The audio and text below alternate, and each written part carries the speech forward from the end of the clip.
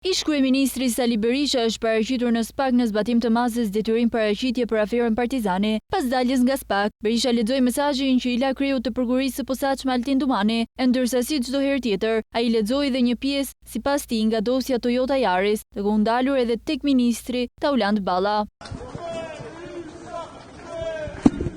Amnistimi i krimit elektoral nga Dumani dhe skapi i partisë është krimi antikushtetues dhe antidemokratik më i madh në historinë e pluralizmit politik.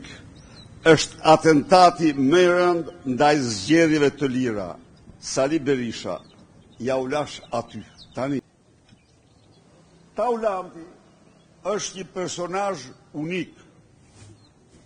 A e dini ju të nderuar gazetar që ai është dhe hajdut xhepash,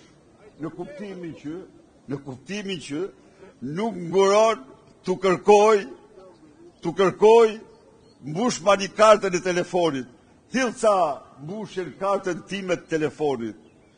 Pra, ky është njeriu që përfaqëson Edi Ramën në Tiranë.